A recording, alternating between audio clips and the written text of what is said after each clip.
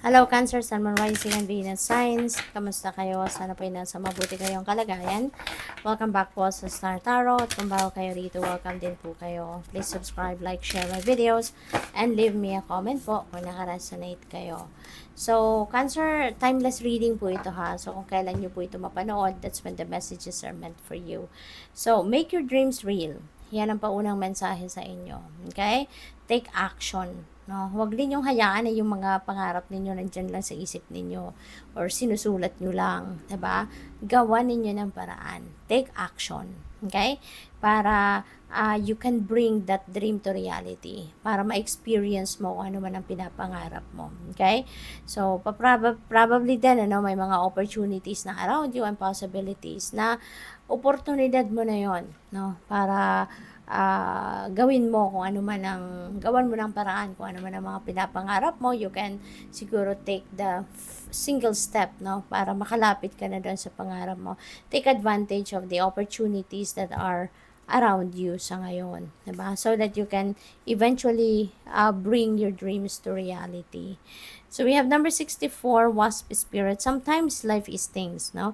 And na kailangan nating tanggapin ito. Kasi 'di ba, like kung sinasabi na walang perfect journey sa buhay.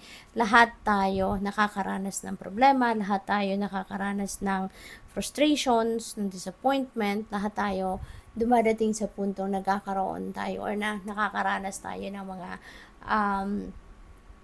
difficulties, no, or challenges sa buhay.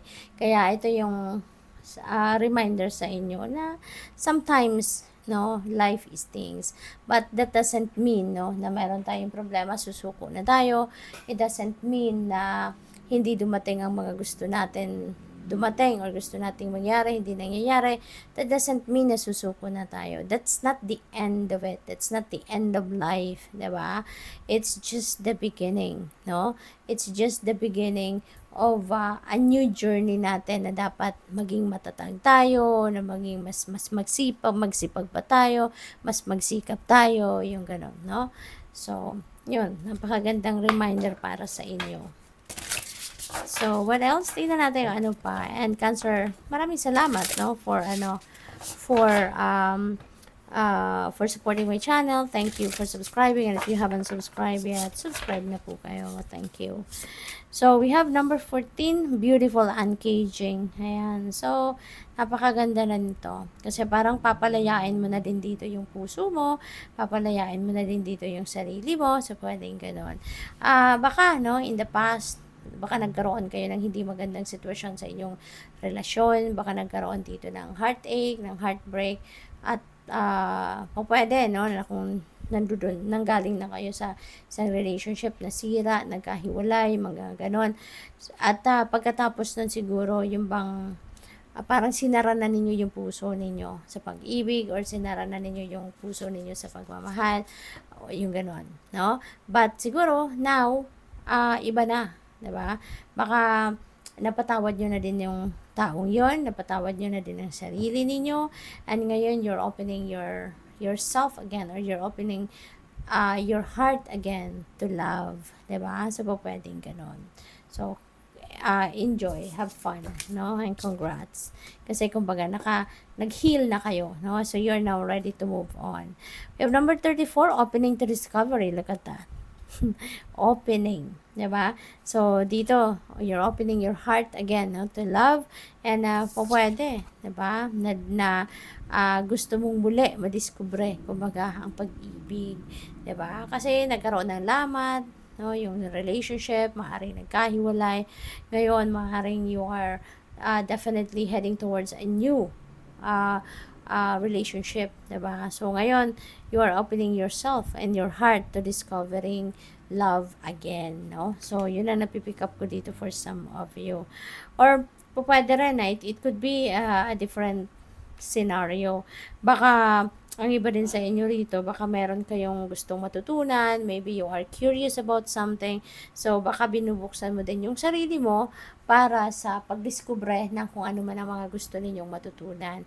Baka gusto ninyong mag-aral, gusto ninyong mag-online classes, 'di ba? Or anything, baka gusto ninyong mag-embrace ng panibagong path, no? Career path, no? Po pwedeng ganon. So, tignan natin ano pa mga mensahe sa inyo. So, by the way, Cancer, there is a join button sa baba ng video. Kung gusto po ninyo na mag-member sa channel, no? Yun lang po ang, ay, ang dami nila. So, ibalik natin. So, yun lang po, yung join button, no? Yung click ninyo. Thank you. So, there is, ano dito, swerte, no? There is good fortune na pwedeng bumalot sa inyo sa ngayon, no? Cancer, this is 3 of inspiration. This is good fortune and good luck as well. Siswertehin kayo rito sa mga pwedeng sisimulan ninyong bagong endeavor, bagong mga collaborations, bagong projects, no? So, pwedeng siswertehin kayo dyan. You can expect success, no? Sa mga gagawin ninyo yan. Possible then, Cancer, na ang iba sa inyo is going to travel, no? Meron travel energy, then si 3 of inspiration. Kaya, kung ganun man, good luck sa inyo at mag-iingat po kayo. Okay? So, we have 8 of inspiration. This is a travel energy then. So, definitely may travel sa inyo, Cancer. So, siguro international travel ito. Naririnig ko 3 months, no? So, po pwedeng within 3 months or siguro baka aabutin kayo ng 3 months, no? Sa kung saan man kayo pupunta sa pagta-travel na yan. So, yun ang na-pick up ko. Baka magbabakasyon kayo medyo matagal-tagal, no? At aabutin kayo ng 3 months. Pwedeng ganun. But anyways, ayun, so pwedeng may travel, international travel is possible or pwedeng domestic. But meron din maraming balita, no? News, opportunities na pwedeng dumating sa inyo at mabilisan ito mabilisan, kaya dapat lagi kayo ready, no? You need to be ready for anything. Dapat ready kayo lagi, no?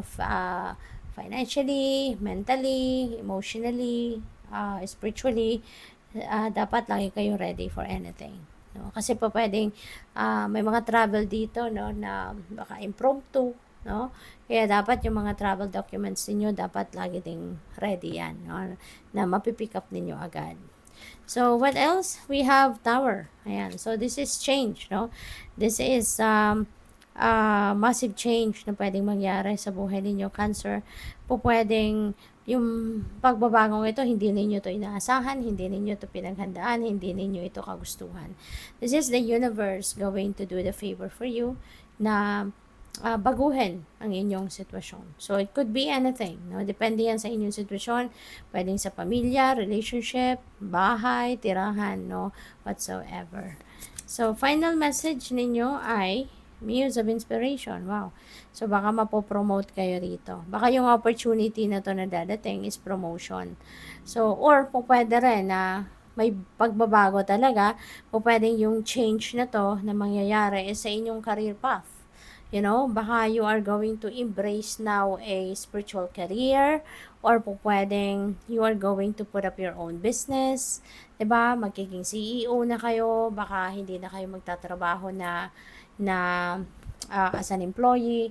Baka magnenegosyo na kayo, no? Mag home-based business kayo or online business, yung ganun. So, good luck sa iyo. Thank you for watching. Love and light. Namaste.